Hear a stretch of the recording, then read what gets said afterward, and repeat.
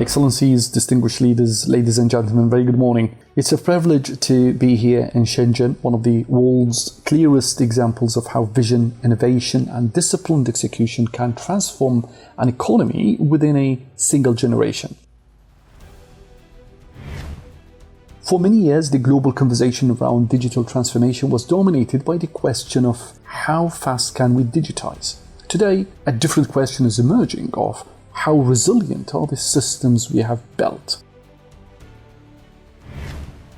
The past 2 decades have fundamentally changed how we understand stability. We live in a world where trade routes can shift, supply chains can be disrupted, technologies can become instruments of geopolitical competition, and cyber attacks can disable essential services. In such an environment, digital infrastructure is no longer simply an enabler of growth. It has become part of the strategic architecture of the economic security. The implication here is that as economies become more digital, they also become more exposed to new forms of risk. In deeply interconnected economies, a disruption in cloud infrastructure, cybersecurity, or digital payment systems can affect vital sectors simultaneously. This is why the definition of digital success is changing. For years, countries measured progress through connectivity, adoption rates, and digital services. These remain important, but our research increasingly suggests that the next phase of digital transformation will not be determined by who is most digital, but rather will be determined by who is most resilient. This naturally raises an important question related to what actually makes an economy resilient in the digital age. To explore this question, the Arab Federation for Digital Economy developed the Arab Digital Economy Index as part of the broader Arab digital economy vision adopted by the Arab states, an initiative that was supported by His Highness Sheikh محمد bin Zayed Al Nahyan, the President of the United Arab Emirates.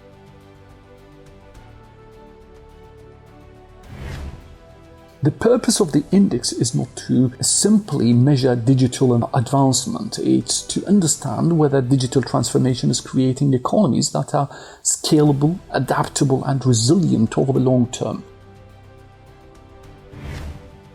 One of the clearest findings from the index is that infrastructure alone is no longer enough. Countries that perform best are not necessarily those investing most heavily in technology. They are the countries that successfully integrate digital infrastructure with institutional capabilities, human capital, regulatory agility, investment readiness, and economic strategy. In other words, resilience is becoming an ecosystem outcome. This finding is particularly relevant across the Arab region, where countries are pursuing digital transformation from different starting points and at different speeds. As it is a global case, the challenge is no longer simply about expanding digital capabilities, but to ensure that these capabilities translate into resilient and sustainable economic systems.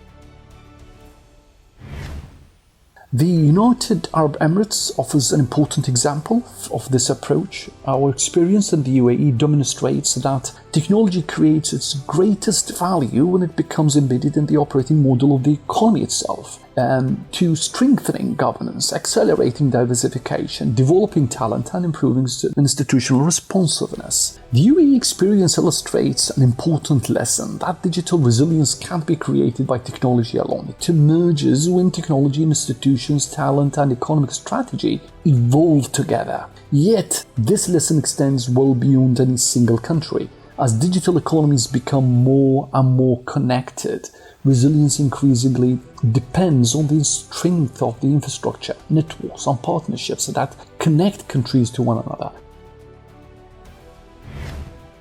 At the same time, the next wave of digital growth is creating new strategic requirements. Artificial intelligence, cloud computing, and advanced digital infrastructure are increasing demand for energy, data capacity, and cross-border connectivity. As a result, competitiveness will increasingly depend on how effectively countries align digital infrastructure, energy systems, investment capital, logistics networks, and industrial capabilities. These emerging requirements cannot be addressed by any country acting alone. They call for deeper forms of international cooperation, which is why collaboration between China and the Arab world is becoming increasingly significant. Beyond trade and investment, there is an opportunity to co-develop the infrastructure, platforms, and innovation ecosystems that will shape the next phase of global growth. In many ways, Shenzhen itself reflects this journey. Its success was not built on technology alone, but on the ability to combine innovation, institutions, infrastructure, and long-term strategic thinking into a resilient model of development.